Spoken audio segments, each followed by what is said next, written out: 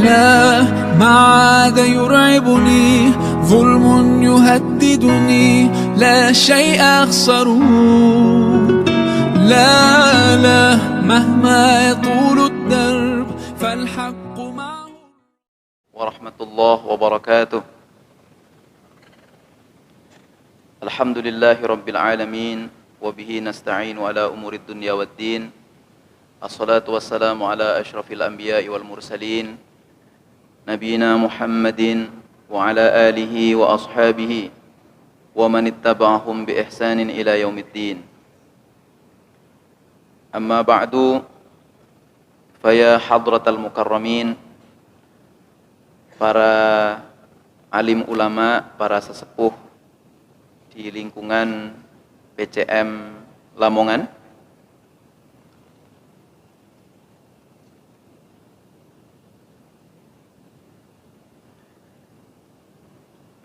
yang saya hormati juga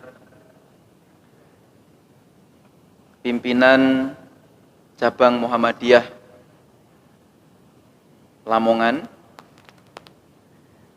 beserta jajarannya, para hadirin, hadirat, dan khususnya juga takmir Masjid Al-Azhar, pimpinan cabang Muhammadiyah Lamongan yang saya hormati.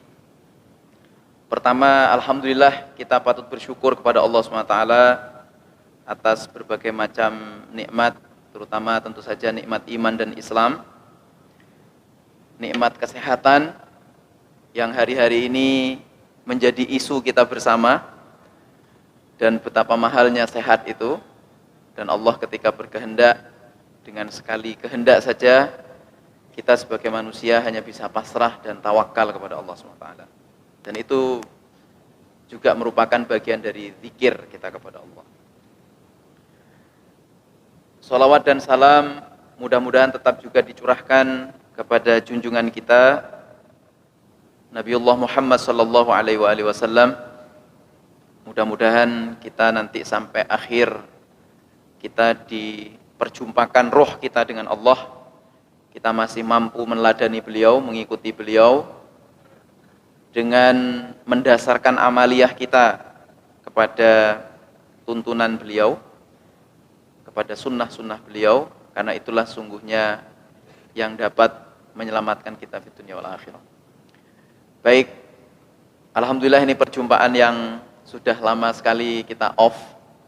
Alhamdulillah malam ini Allah masih berkenan memberikan kita kesempatan untuk sama-sama bersilaturahim, taklim bersama. Mudah-mudahan malam ini malam yang barokah, malam yang diridhoi oleh Allah SWT. Amin Allahumma amin. Baik, saya akan langsung melanjutkan saja tema kita. Kalau dulu kita sudah nyampe kepada mulai dari makna zikir itu apa, kemudian bagaimana syariat zikir itu, lalu bagaimana zikir itu kemudian menjadi ibadah yang paling ringan secara fikih. Karena apa? Karena dia bisa bahkan dikerjakan ketika di waktu-waktu yang bahkan makruh, kecuali di tempat yang tidak diperkenankan kita berzikir, itu memang tidak diperbolehkan. Tapi zikir ini kira-kira secara singkatnya adalah merupakan ibadah yang paling ringan. Bahkan tidak wudhu pun boleh berzikir. Bahkan kita diperintahkan Allah untuk berzikir sebanyak mungkin sebagai upaya kita mengingat Allah, karena zikir itu sendiri adalah maknanya mengingat Allah.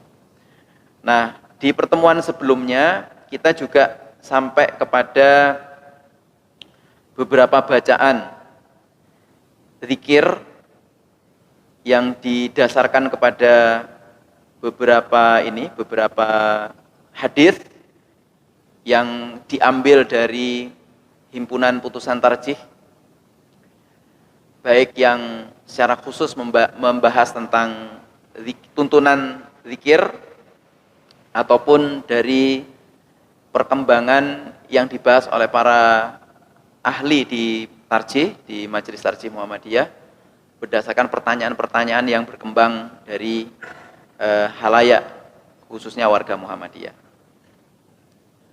Nah, di pertemuan sebelumnya kita sampai pada Allahumma ajirni minan nar.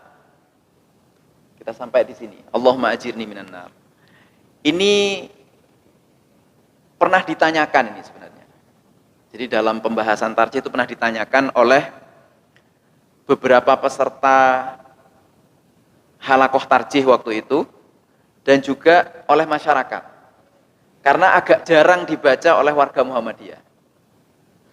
Yang sering agak membaca itu warga sebelah. Jadi setelah la ilaha illallah wahdahu la syarikalah lahul mulku wa lahul hamdu yuhyi wa yumit wa huwa ala kulli syai'in qadir, atau ada versi yang lain yang sebelumnya juga sudah kita bahas, kemudian ditambah dengan Allahumma ajirni minan nar. Nah, yang sebelah biasanya pakai dhamirna, Allahumma ajirna minan nar. Nah, sebelum masuk ke ini sahih atau enggak hadisnya ini? Sehingga kok di Muhammadiyah kok enggak dibaca? Atau jarang yang membaca? Dan kenapa kemudian kalau di yang sebelah menggunakan dhamirna, di kita biasanya seluruh doa pun itu tetap pakai lafadz yang semestinya, misalnya dari Quran ya sudah lafadz itu, nggak usah diubah-ubah. Nah, jadi pertama saya ingin membahas dari sisi kesohihannya. Nah, ini diriwayatkan oleh beberapa muhaddits, diantaranya adalah Abu Dawud, kemudian Ibnu Hibban, lalu hadis itu diriwayatkan dari jalur Muslim bin Harith At-Tamimi. Saya cross check hadis ini dari sisi takhrij hadisnya, dari aspek rijalul hadisnya. Muslim bin Harith At-Tamimi ini termasuk orang yang dhabit dan thiqah. Orang yang dhabit artinya hafalannya kuat. Kemudian thiqah, bisa dipercaya. Imam Bukhari mensyaratkan memang 6 syarat sifat muhaddits dan perawi hadis harus ada pada perawi hadis sehingga sebuah hadis disebut sahih. Yaitu dhabit, thiqah, adil, alim, hafidh, thabit. 6. Tapi Abu Dawud cukup 1 saja sudah sahih. Imam Muslim juga 6. Cuman perbedaannya kalau Imam Muslim itu mana duluan? Dhabit duluan atau thiqah duluan? Imam Muslim mensyaratkan thiqah dulu. Kalau Imam Bukhari mensyaratkan dhabit dulu. Nah, ini Abu Dawud dan Ibnu Hibban menilai hadis ini karena diriwayatkan dari Muslim bin Harith At-Tamimi termasuk hadis yang sahih. Jadi mendawamkan zikir Allahumma ajirni minan nar itu termasuk amaliyah yang juga dianjurkan. Jadi Allahumma ajirni minan nar, wah itu kok amalannya wong sebelah, terus aku tak bedo, enggak usah gitu. Enggak gitu cara beribadah kita. Bukan karena diamalkan oleh orang lain maka kita kemudian tidak mengamalkannya, tidak begitu. Maka apa dasarnya? Nah, itulah yang kita pakai. Nah, berdasarkan pertanyaan-pertanyaan di halakoh tarjih yang membahas tentang dzikir, tuntunan dzikir, dan pertanyaan dari halayak, maka kemudian ada penilaian terhadap hadis ini, dan seperti yang saya sampaikan tadi. Pertanyaan berikutnya, apakah hadis ini kemudian boleh dibaca Allahumma ajirna minan nar, atau cukup Allahumma ajirni minan nar? Doa itu sebenarnya yang syar'i, doa yang syar'i artinya disebutkan langsung di hadis Rasulullah Muhammad SAW, itu sebaiknya cara membacanya memang sudah sesuaikan dengan yang dilafalkan, itu lebih bagus. Akan tetapi kalau mau mengubahnya menjadi Allahumma ajirna minan nar, itu juga tidak salah. Tapi memang lebih bagus sudah disesuaikan saja dengan pelafalan yang di hadis atau pelafalan yang di Quran, itu lebih bagus. Nah, kenapa kok itu bisa diubah nah?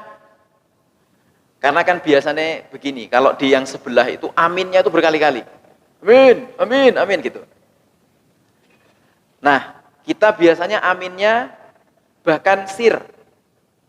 Dan dulu itu kalau Ustadz saya di Jember itu menyarankan amin itu setiap di ujung kalimat yang lengkap. Karena mengaminkan misalnya yang kalimatnya itu sebutlah belum lengkap dan kemudian bisa tersalahpahami maknanya, justru baliknya doanya itu bukan doa yang tepat karena kita di tengah-tengah sudah mengaminkan. Ini penjelasan Ustadz saya. Maka itu kurang pas gitu. Maka mengaminkan bisir dengan sir, dengan lembut, dengan suara yang rendah, itu cukup di kalimat yang ujung. Loh gimana kalau kita nggak ngerti kalimatnya? Nah, pertama kata Ustaz, ayo belajar gitu. Kalau nggak ngerti juga, nggak ada kesempatan belajar, ya sudah mengaminkan di awal dan di ujung. Niku sampun cukup gitu. Maka Allahumma ajirni minan nar. Ini disebutkan di situ sab'a marrat. Dibaca 7 kali sunnahnya. Dibaca 7 kali sunnahnya itu tidak masalah pakai na juga. Tapi sebaiknya pakai Allahumma ajirni minan nar. Nah, bapak-bapak, ibu-ibu yang saya hormati, kemudian kita membaca doa berikutnya, yaitu la haula wa la quwata illa billah, la ilaha illallah wa la na'budu illa iyyah, lahun ni'matu wa lahul fadlu wa lahus thana'ul hasanu, la ilaha illallah mukhlishina lahuddin walau karihal kafirun. Hadis ini juga sahih, tapi ini juga jarang dibaca. Karena kita biasanya membaca seperti urutan biasanya ya. Sampai kemudian Allahumma antas salam itu, lalu ditambah yang doa berikutnya ini Allahumma a'inni ala dzikrika wa syukrika wa husni ibadatik. Nah, baru kemudian kita membaca subhanallah 33 kali, alhamdulillah 33 kali, Allahu akbar 33 kali, lalu ditutup dengan la ilaha illallah wahdahu la syarikalah, lahul mulku wa lahul hamdu wa huwa ala kulli syai'in qadir. Nah, gimana kalau kita enggak membaca Allahumma ajirni sama enggak membaca la haula dan seterusnya itu? Juga tidak masalah sebenarnya. Tidak masalah. Tuntunan zikir ini adalah tuntunan yang paling maksimal supaya warga Muhammadiyah itu bisa memahami zikir-zikir apa saja yang syar'i yang dapat kita baca setelah sholat, terutama sholat fardu. Nah, sehingga kalaupun membaca yang pada umumnya sudah kita baca, itu sesungguhnya tidak masalah. Nah, baik, saya ingin menjelaskan dulu. La haula wa la quwata illa billah, ini maknanya sudah umum, jamak sekali. Artinya membaca ini sangat bagus. Bahwa tidak ada kekuatan dan tidak ada upaya, tidak ada kekuatan kecuali kepunyaan Allah. Kok bisa diartikan kepunyaan Allah? Billah itu miliknya Allah, billah itu yang beserta Allah gitu. Bahwa tidak ada upaya, tidak ada kekuatan yang beserta Allah. Billah. Nah, kemudian la ilaha illallah, tidak ada Tuhan selain Allah, wa la na'budu illa iyyah, dan kami tidak menyembah kecuali kepadanya. Lahun ni'matu, nikmat itu hanya miliknya. Walahul fadlu, keutamaan itu juga hanya miliknya. Walahus thana'ul hasanu, puja-puji yang baik itu juga hanya miliknya. La ilaha illallah, tidak ada Tuhan selain Allah, mukhlishina lahuddin, kami semuanya ikhlas dalam menjalankan agama yang kepunyaan beliau itu, yang diturunkan oleh beliau melalui rasulnya itu, walau karihal kafirun, meskipun orang kafir benci. Nah, hadis yang terkait dengan tuntunan doa ini diriwayatkan oleh Imam Muslim dari Abdullah bin Zubair. Abdullah bin Zubair salah satu sahabat yang juga thiqah, yang juga dhabit, juga dikenal alim. Nah, Bapak Ibu sekalian, kemudian Allahumma a'inni ala dzikrika wa syukrika wa husni ibadatik. Ini ada juga yang menganjurkan di samping dibaca setelah setelah sholat, juga dibaca secara dawam, secara terus-menerus, itu dalam segala keadaan kita.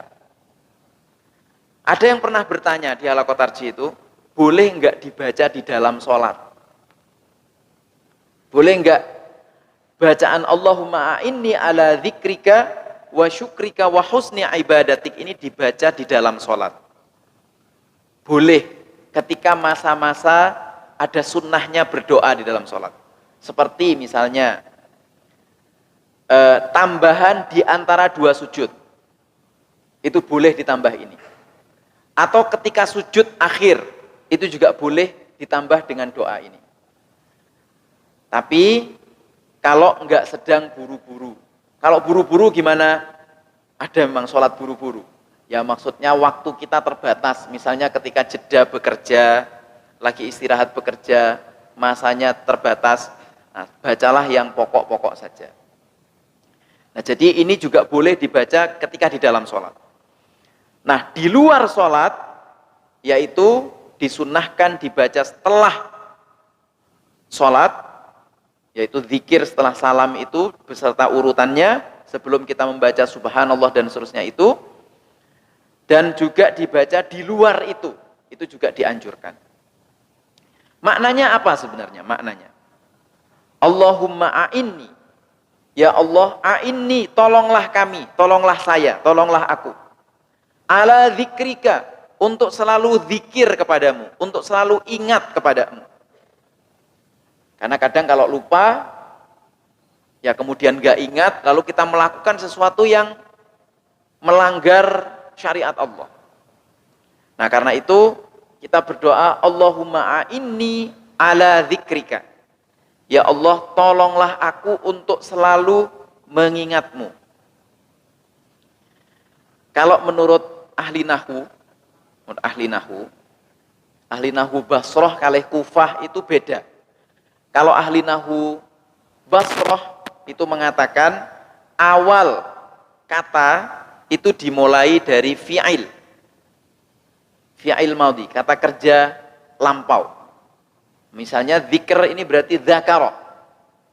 Tapi kalau ahli nahwu Kufah, yang dari Kufah, itu sebaliknya. Awal kata itu adalah dari isim masdar.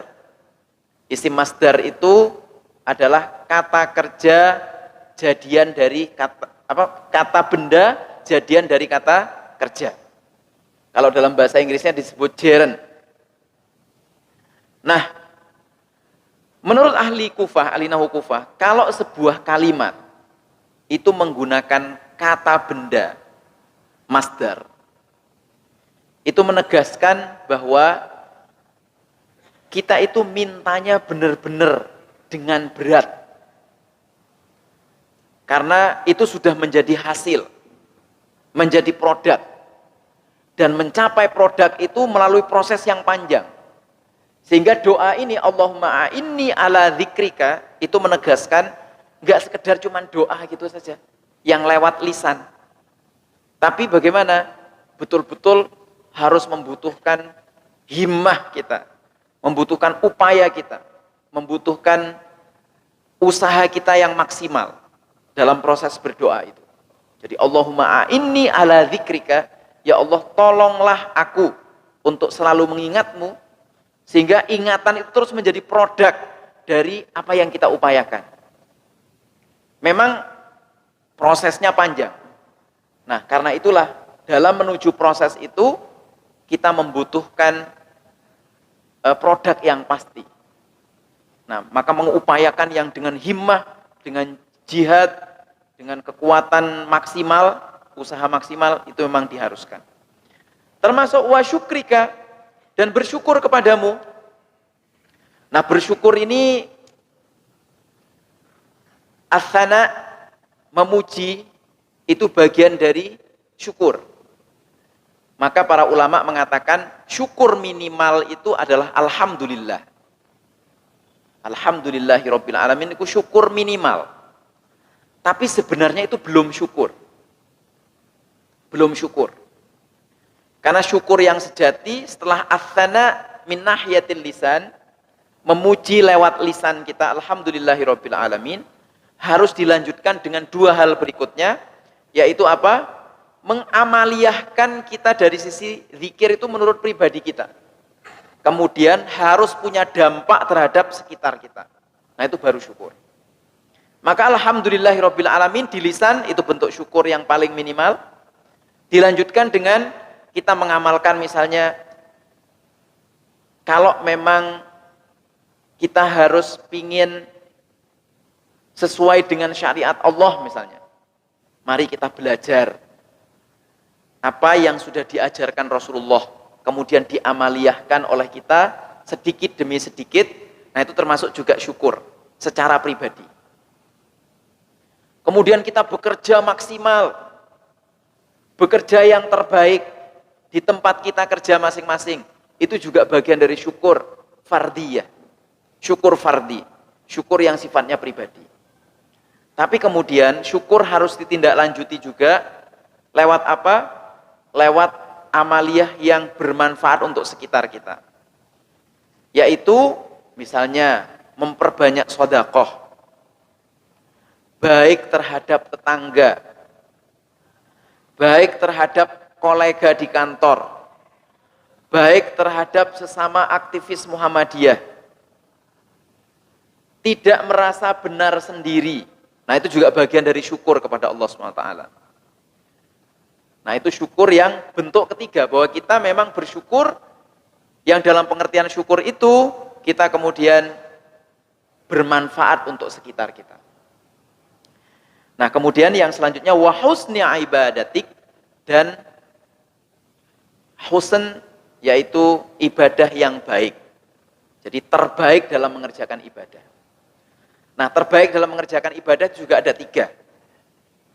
Yang pertama, ibadahnya harus ada dasarnya. Jadi enggak sekarepnya sendiri. Harus ada dasarnya. Ibadahnya itu betul-betul berdasarkan ilmu. Karena sebenarnya al-ibadah bila ilmin mardudah. Ibadah yang dilakukan tanpa ilmu itu tertolak. Loh, bagaimana kalau ilmunya ilmu mendengar? Ya sudah nggak apa-apa, karena memang perlu hadir di majelis taklim, itu perlu. Hadir di majelis ilmu itu perlu. Dan kemudian mencatat, atau kemudian mendengarkan lalu diamalkan, nah itu juga bagian dari yang terbaik, yaitu beribadah yang terbaik. Kemudian ibadah yang terbaik juga adalah ibadah yang dikerjakan sebagai penghambaan kepada Allah, sehingga mengerjakannya dengan rukun syarat yang tepat. Dengan rukun syarat yang tepat. Nah, karena rukun syarat itu harus tepat, juga perlu didasarkan pada dalil. Boleh enggak kalau dalilnya cuma satu? Enggak boleh. Kenapa enggak boleh? Karena itu belum cukup. Jadi dalil itu perlu dikomparasikan dengan yang lain-lain. Sehingga kemudian maka di Muhammadiyah dikenal tarjih. Kita kemudian mengambil, memegang, mendasarkan amaliyah kita kepada dalil yang paling kuat. Jadi nggak bisa kita ngotot dengan satu dalil, itu nggak bisa. Nah, husna ibadatik berarti kita menghamba kepada Allah itu dengan amaliyah yang betul-betul amaliyahnya itu baik didasarkan pada dalil, tapi berikutnya adalah kita juga mengerjakannya dengan yang sebaik mungkin dan sesuai dengan tuntunan. Kenapa dengan satu dalil itu enggak boleh? Biasanya orang itu kalau yang diketahui satu dalil saja dan kemudian enggak mau belajar lagi, itu ngotot kemudian menyalahkan yang lain. Ngotot kemudian mengatakan yang lain itu tidak benar. Atau kemudian paling maksimal itu bisa saja menyesatkan dan mengkafirkan yang lain. Atau mengatakan ibadahnya paling baik, sementara ibadah yang lain itu tidak baik. Kecuali memang yang nggak pakai dalil. Nah karena itu memang husnul ibadatik itu terkait juga dengan amaliyah dalil, tapi dikerjakan dengan benar-benar tasamuh. Benar-benar dengan lapang dada. Gitu. Nah husnul ibadatik juga bermakna yang ketiga adalah ibadah itu berdampak kepada akhlak. Ibadah itu harus berdampak kepada akhlak. Jadi kita sholatnya khusyuk, sholatnya panjang, sholatnya sudah sesuai dengan dalil, sholatnya sudah benar-benar sesuai dengan tuntunan, kita mengerjakan syarat dan rukunnya, dan jangan dibalik-balik, rukun jadi syarat, syarat jadi rukun, nanti bahaya juga. Misalnya, wudhu itu syarat atau rukun? Rukun itu, nah, kalau rukun nggak bisa, itu syarat gitu. Jadi tidak bisa dibalik-balik. Nah kita sudah mengerjakan dengan syarat rukun yang tepat, tapi kemudian akhlak kita nggak berdampak gitu. Kita tidak mengerjakan dan tidak menindaklanjuti amaliyah itu dengan akhlak yang baik. Nah itu tidak sesuai dengan doa ini, tidak sesuai dengan husnul ibadat itu. Nah Bapak Ibu sekalian, kemudian kita langsung masuk ke berikutnya, yang ini sudah umum, yaitu kita setelah membaca itu ada juga yang dalil lain, yaitu yang membaca kulhu, membaca al-falak, membaca an-nas, itu juga ada dalilnya. Kalau mau dibaca juga silahkan, kalau waktunya cukup. Kalau enggak, ini saja sudah luar biasa. Nah kemudian setelah membaca subhanallah, alhamdulillah, Allahu akbar, kita disarankan juga membaca istighfar minimal 70 kali. Hadis ini disebutkan, wallahi inni la astaghfirullah wa atubu ilaihi fil yaum akthar min 70 marrah. Demi Allah, sesungguhnya aku benar-benar selalu. Nah ini kalau pakai fi'il mudhari itu selalu. La astaghfirullah wa atubu ilaihi fil yaum akthar min 70 marrah. Demi Allah, sungguhnya aku selalu beristighfar kepada Allah dan bertobat kepada Allah fil yaum, dalam sehari, akthar min 70 marrah, lebih dari 70 kali. Jadi setiap habis sholat 70 kali boleh, atau kurang dari itu boleh, karena sehari itu minimal 70 kali. Itu kalau aliran kita aliran minimalis. Oke. Kalau aliran kita aliran minimalis, silakan saja. Oh, saya ini paling dosanya nggak terlalu banyak. Saya tak 70 kali aja sehari. Ya monggo saja. Itu sudah sesuai tuntunan. Tapi aktsar min 70 marrah, lebih dari 70 kali, itu maksudnya adalah berarti dalam setiap sholat, setiap habis sholat, kalau misalnya sebutlah 100, nah kurang dari, lebih dari 70 kali, 100 dibagi 5, misalnya 20 kali dalam setiap habis sholat. Lebih dari itu, silahkan. Karena wadhkurullaha dzikran katsira, berzikirlah kepada Allah sebanyak-banyaknya. Ada yang bertanya, boleh nggak membaca subhanallah lebih dari 33 kali? Boleh. Ini minimal semuanya. Jadi subhanallah 33 kali itu minimal. Alhamdulillah 33 kali juga minimal. Karena kemudian ini menjadi takhsis, menjadi pengkhususan dari dalil di Al-Quran, wadhkurullaha dzikran katsira, berzikirlah kepada Allah sebanyak mungkin.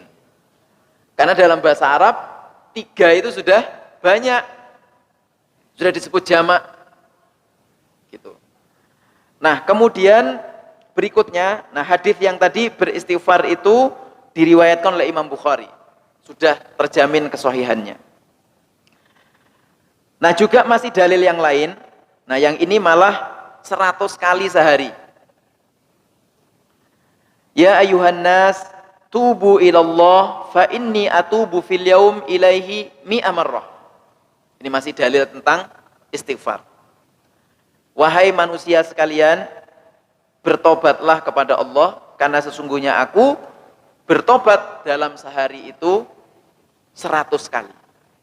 Nah, yang ini matannya dari Imam Muslim. Kalau yang lebih dari 70 kali itu matannya dari Imam Bukhari. Loh kok kayak ada perbedaan? Ya lebih dari 70 kali itu kan bisa 100, bisa macam-macam gitu. Baik. Nah, kemudian setelah membaca istighfar, dianjurkan membaca kalimat tauhid dan sholawat kepada Rasulullah. Ini kalau waktunya cukup.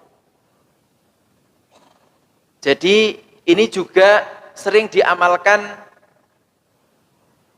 organisasi sebelah. Tapi sejatinya ini berdasarkan pada apa? Berdasarkan kepada beberapa dalil yang oleh majelis tarjih kemudian dianjurkan saja kepada kita. Jadi ruwiya anin Nabi SAW qala jaddidu imanakum thalatha marrat. Jadi perbaharuilah imanmu. Qalu kaifa nujaddidu imanana ya Rasulullah?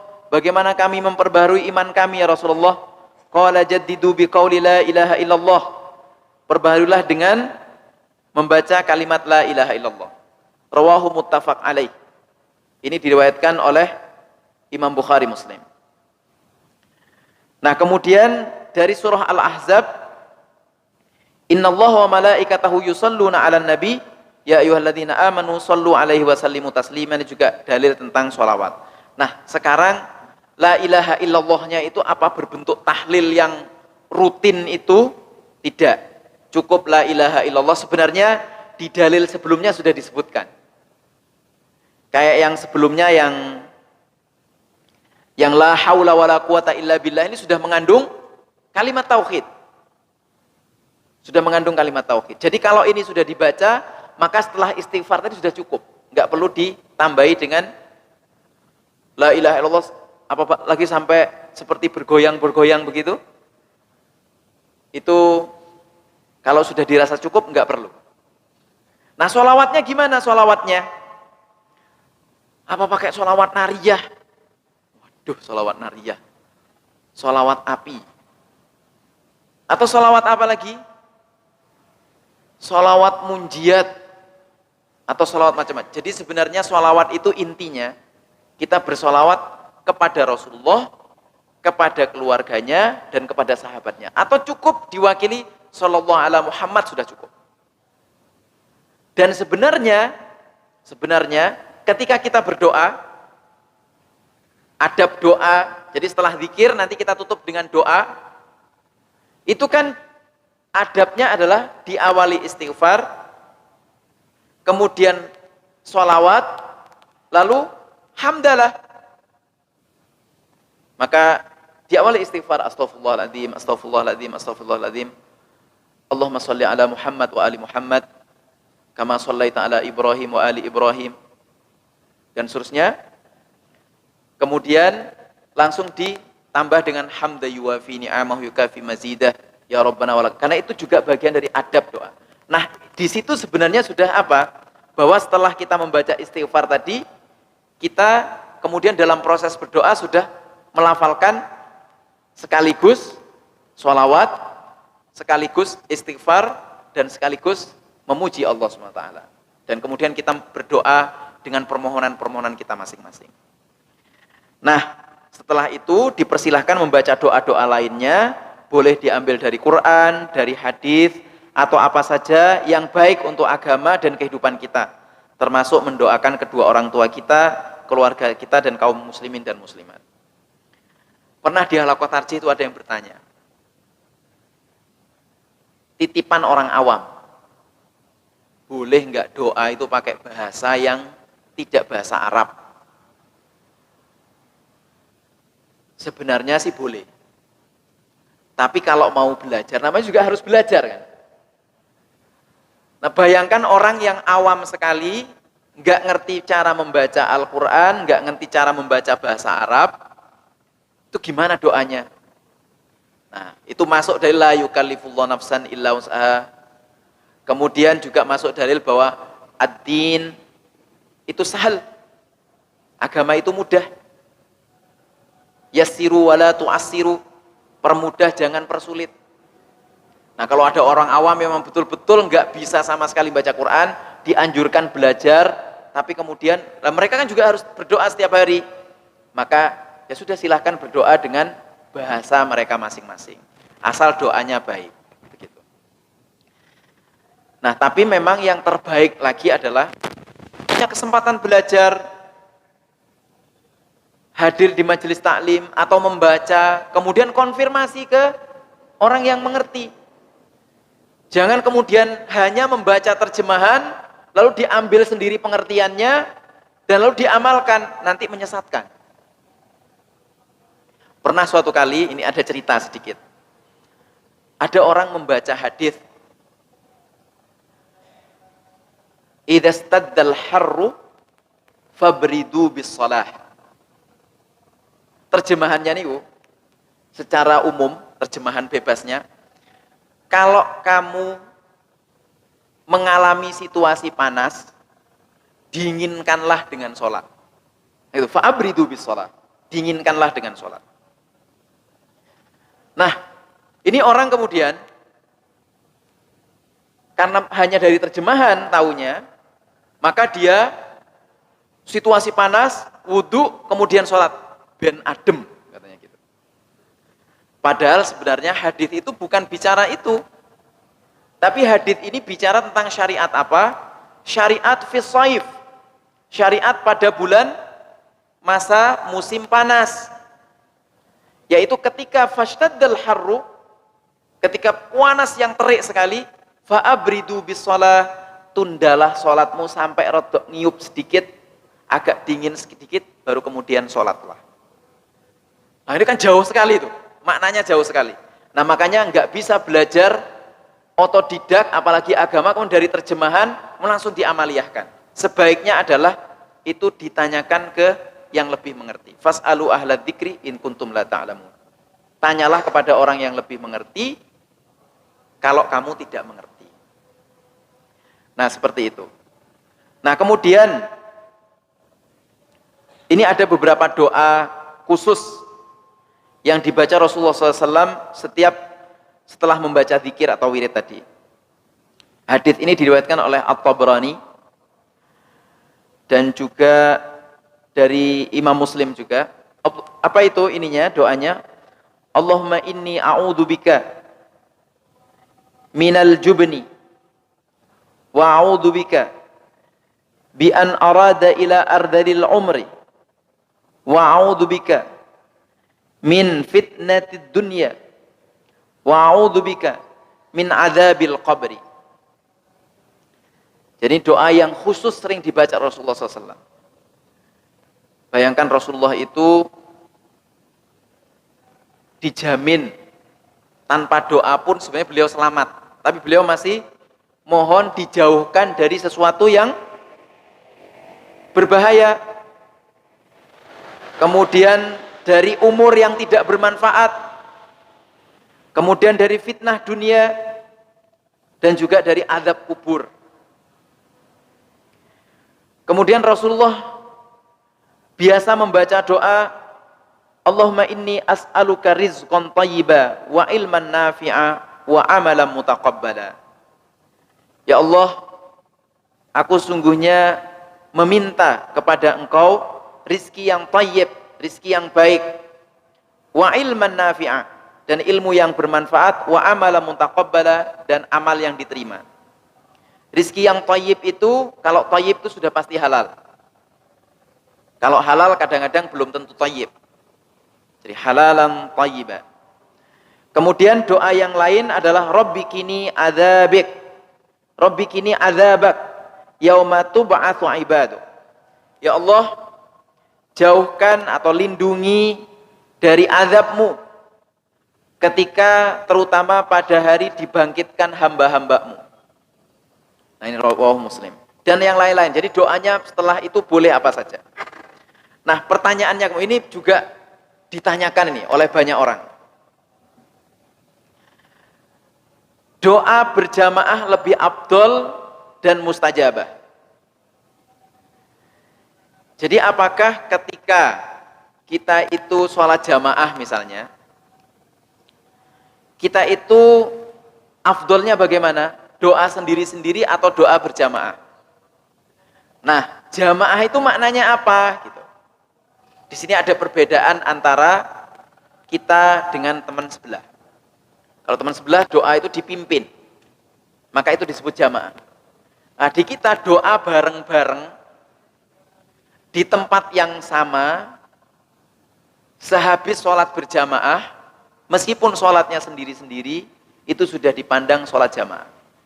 Apa namanya? Doa berjamaah.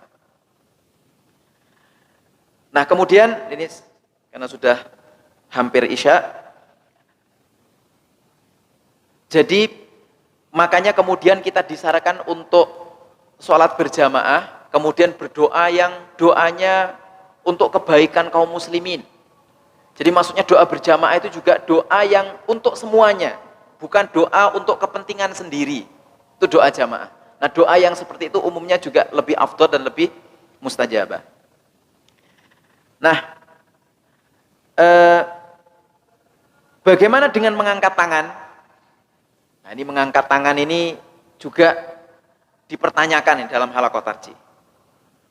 Kalau hadisnya Rasulullah Shallallahu Alaihi Wasallam mengangkat tangan itu mutawatir. Kalau dalam ilmu hadis berdoa raf'ul yadain, mengangkat dua tangan, itu hadisnya mutawatir bil makna. Tapi bil lafzi itu para muhaddits banyak perbedaannya. Sehingga kemudian qadhayal fikihnya, keputusan fikihnya, para ulama fikih berbeda-beda. Jadi kemudian yang disebut mengangkat tangan itu seperti apa? Apakah harus begini setinggi-tingginya, atau begini saja sudah mengangkat tangan? Atau tidak mengangkat tangan, cukup kita mengangkat tangan, dalam hati kita mengangkat tangan. Nah qadhayal fikihnya adalah boleh dengan bermacam-macam cara mengangkat tangan, asal tidak berlebihan. Gitu. Jadi intinya hadis tentang mengangkat tangan ketika berdoa itu mutawatir, tetapi bentuknya tidak disyariatkan. Ada yang mungkin modelnya seperti Bapak tadi contohkan begini. Ada kan kadang-kadang berdoa itu sampai berlebihan, oh sampai kayak gitu. Nah itu tidak disyariatkan dalam qadhaya fikihnya.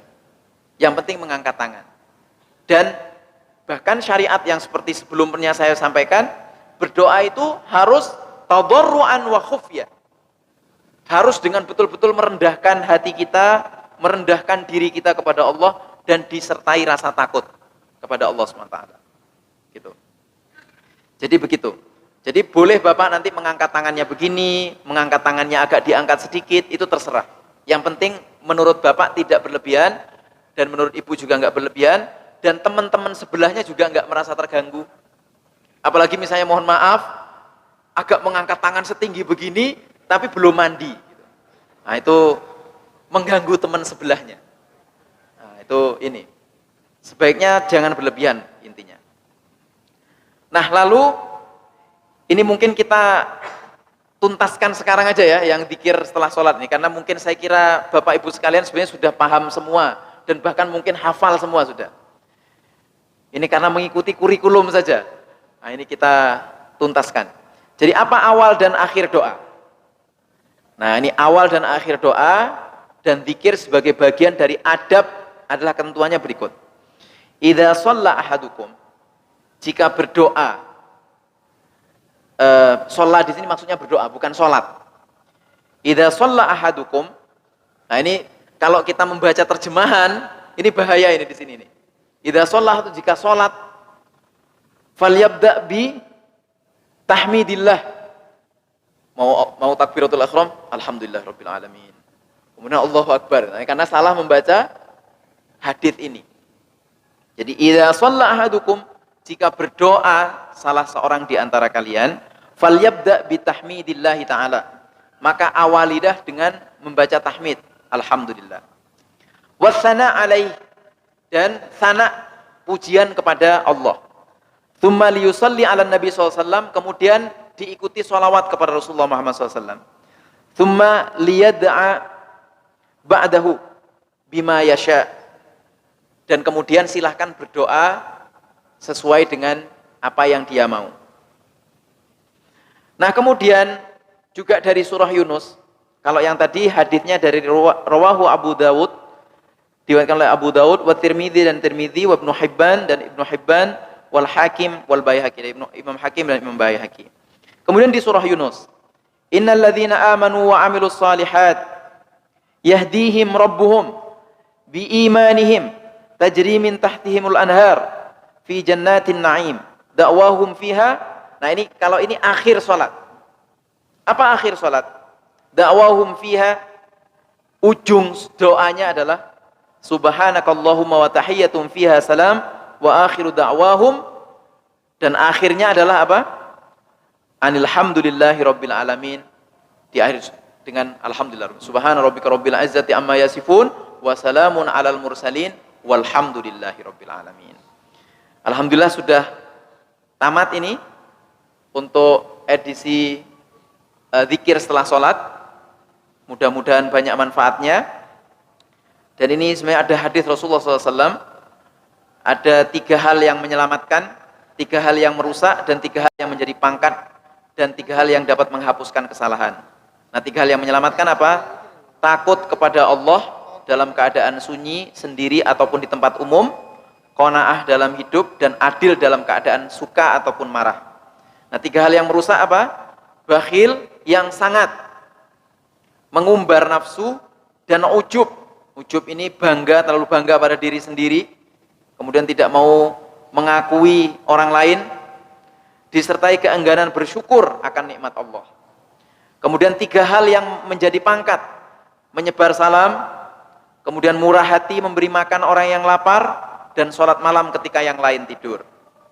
Nah, sementara 3 hal yang dapat menghapus kesalahan adalah menyempurnakan wudhu setiap saat, sementara cuaca begitu dingin, kemudian giat untuk sholat jamaah, lalu menunggu antara waktu sholat dengan mengerjakan kebajikan hingga waktu sholat berikutnya. Jadi maksudnya tidak melakukan hal-hal yang buruk gitu, dari sholat yang satu ke sholat yang lain. Hadanallahu wa iyyakum, wallahu a'lam bishawab. Akhirnya terima kasih banyak atas perhatian dan partisipasi Bapak Ibu sekalian. Mohon maaf kalau ada yang kurang-kurang pada kesempatan kali ini. Hadanallahu wa iyyakum wal afu minkum. Wassalamualaikum warahmatullahi wabarakatuh.